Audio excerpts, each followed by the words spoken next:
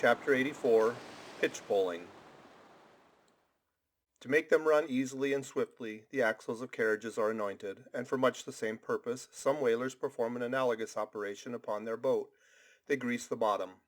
Nor is it to be doubted that such a procedure can do no harm. It may possibly be of no contemptible advantage, considering that oil and water are hostile, that oil is a sliding thing, and that the object in view is to make the boat slide bravely.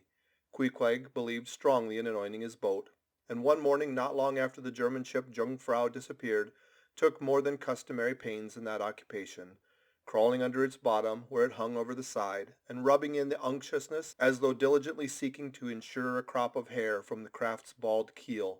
He seemed to be working in obedience to some particular presentiment, nor did it remain unwarranted by the event.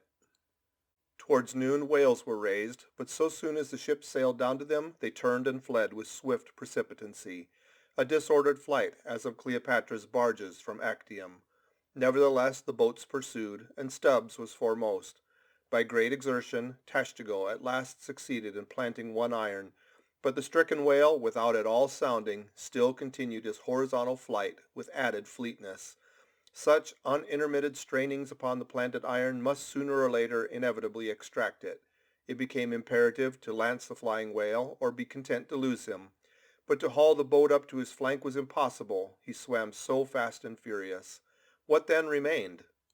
Of all the wondrous devices and dexterities, the sleights of hand and countless subtleties, to which the veteran whaleman is so often forced, none exceed the fine maneuver with the lance called pitchpoling. Small sword or broadsword, in all its exercises, boasts nothing like it. It is only indispensable with an inveterate running whale. Its grand fact and feature is the wonderful distance to which the long lance is accurately darted from a violently rocking, jerking boat under extreme headway. Steel and wood included, the entire spear is some 10 or 12 feet in length. The staff is much slighter than that of the harpoon, and also of a lighter material, pine. It is furnished with a small rope called a warp of considerable length, by which it can be hauled back to the hand after darting.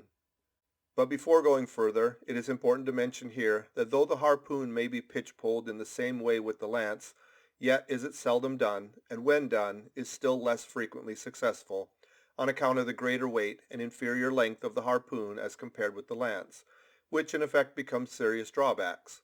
As a general thing, therefore, you must first get fast to a whale before any pitch-poling comes into play.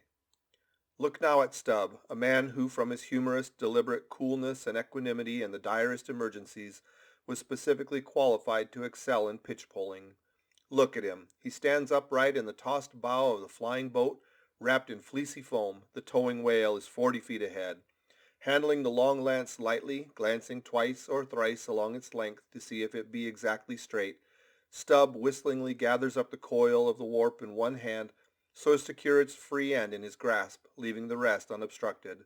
Then, holding the lance full before his waistband's middle, he levels it at the whale. When covering him with it, he steadily depresses the butt end in his hand, thereby elevating the point till the weapon stands fairly balanced upon his palm, 15 feet in the air. He minds you somewhat of a juggler, balancing a long staff on his chin.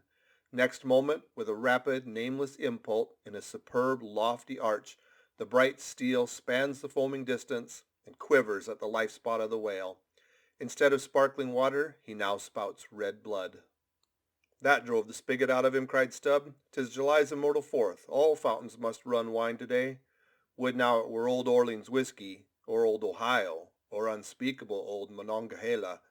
Then, Tashtego lad, I'd have you hold a cannikin to the jet, and we'd drink round it. Yea, verily, hearts alive, we'd brew choice punch in the spread of his spout-hole there, and from that live punch-bowl quaff the living stuff." Again and again to such gamesome talk the dexterous dart is repeated, the spear returning to its master like a greyhound held in skillful leash. The agonized whale goes into his flurry, the tow-line is slackened, and the pitch-poler, dropping astern, folds his hands and mutely watches the monster die. End of chapter 84.